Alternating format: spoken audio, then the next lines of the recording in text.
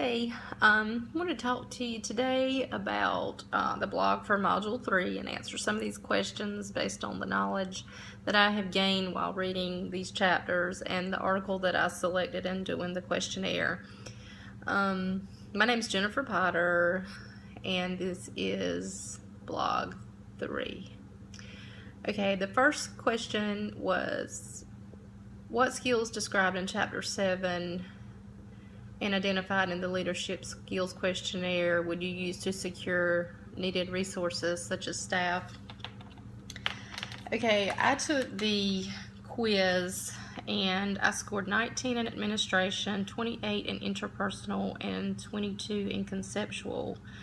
So that pretty much tells me what I already kind of knew. I'm better at reading people than I am maybe solving problems. I guess that's a good thing though, because that helps you solve problems. But I feel like I've always been able to kind of understand the vibe of the organization that I work in and understand kind of the emotions and the feelings that are going on within the organization. The skills that I would use that are described in Chapter 7 would be, the biggest thing I think is motivation. Being a leader and being a manager, supervisor, whatever you want to call it, it means being able to motivate your staff. You're the leader.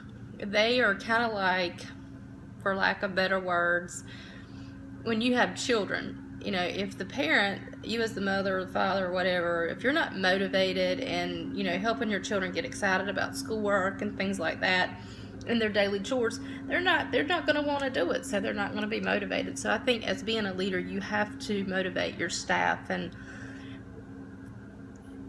help them get excited about what they're doing and maybe offer some sort of incentive for doing well. I mean, I'm not saying you got to go buy, frozen yogurt cards for everybody that does a good job every day, but some sort of motivation, positive attitude, and occasional treats for your staff. The other thing would be communication. You can have a great place to work, a great job, but if you don't communicate effectively with the staff that are under you, you're not really getting anywhere. People are not going to stay. They're not going to be happy. And being supervising and leading, that's a big thing. Making sure that everybody knows what's clearly expected from them. And I take it back to kids again, and probably shouldn't because I know we're all adults. But your kids need to know exactly what you expect from them. And you're the leader of your children, so I kind of see it the same way in management. Your employees need to know exactly what's expected from them. The rules don't need to be made up day by day. They need to be consistent. I think consistency is very important. Okay, so question number 2, how would you use the published literature in the process? If you're already employed as a manager, consider how you would function if you advanced to a higher level of management position. Well, I'm not a manager. I'm a flight nurse for East Care, and I've never been in a management position. I have been a charge nurse. I was in that role for many years before I left the job that I'm in now. Left the job that I had before now. But I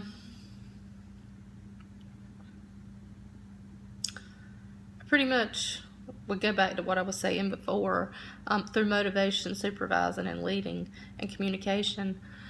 Okay, identify the levels and departments that you would need to work with in order to be effective in your role. This is probably the more important aspect of this blog, in my opinion.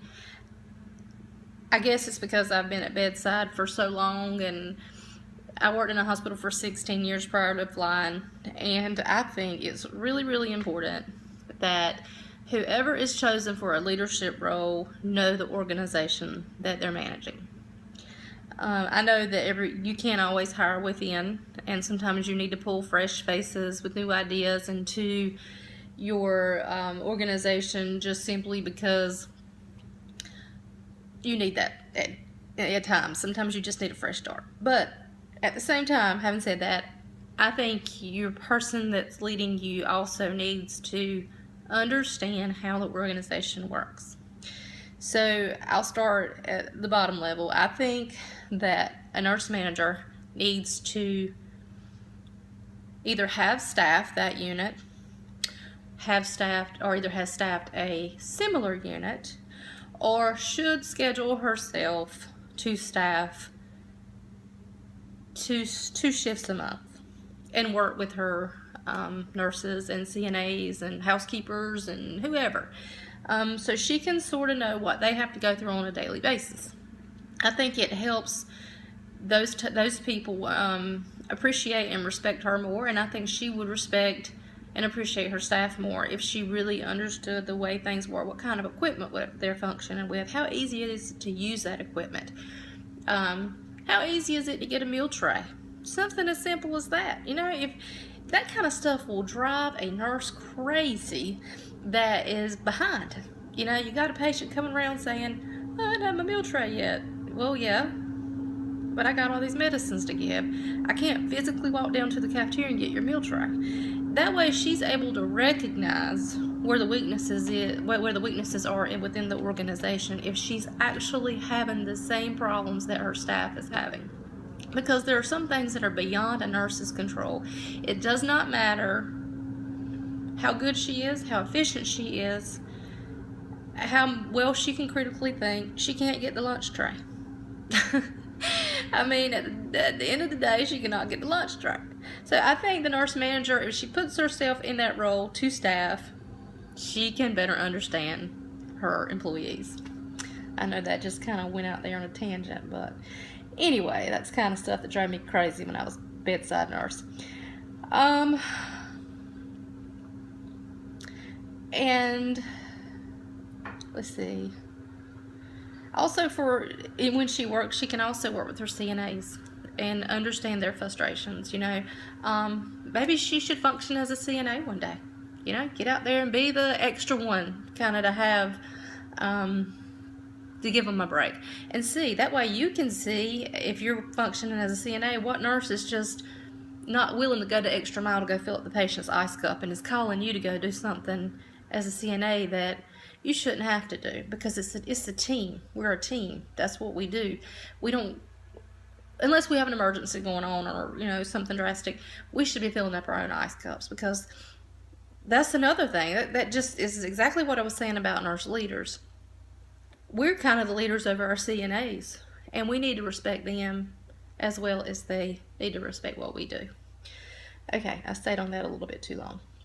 The next question is, explain if you feel you would have a preference for a vertical or horizontal structure in a particular model, and why. Well, I looked over this, and I think I decided on the horizontal model. From what I can understand, there's less rigid controls and there's freedom for employees. There's less problems with communication and distortion through fewer levels of management. Sometimes we just have like this level of management and then this level and this level and this level and this level before you finally can get an answer for something, which gives the nurse manager more autonomy and more of an opportunity to directly manage their staff. The hospital that I worked at for 16 years prior to leaving and going to flight nursing seemed to have that problem. Sometimes I felt like the nurse managers just really weren't able to make decisions. So much was based on what their manager thought and what their manager thought. I think nurse managers, they're in that position for a reason, and there needs to be a certain amount of autonomy that comes with that job, and you need to trust your nurse manager and support her. I have seen the times where people tried to manage a very difficult unit, and maybe the manager before that person was the manager of the person who's now managing it, and they really were hard on that manager and didn't allow them to manage the way they chose to, and it caused problems. I've even seen it to the point where that nurse manager left because she was being ruled by the manager who had managed it before. So I think that's the bad thing. I think, you need to let a manager manage unless she's just being off key completely. And to speak about the article I read, was the Transdisciplinary Care in the Emergency Room, a qualitative analysis. And basically, it was an emergency department who decided that they were going to do a transdisciplinary care analysis. And what they chose to do was use each other's knowledge to solve problems. And the patients, when they were interviewed afterwards, said that they felt like they were private patients, like they just weren't a number. And, you know, if Nurse A didn't understand something or know how to do something, she was allowed to go get Nurse B to help her. And it was more of a holistic approach, which allowed them to use each other's knowledge. And the case study was very effective. The staff was happy, the patients were happy, and there were less feelings of being pulled both ways and less time constraints. So anyway, I'm going to attach the article if anyone would like to read it, and I know I've been kind of long, but I appreciate you listening. Thank you.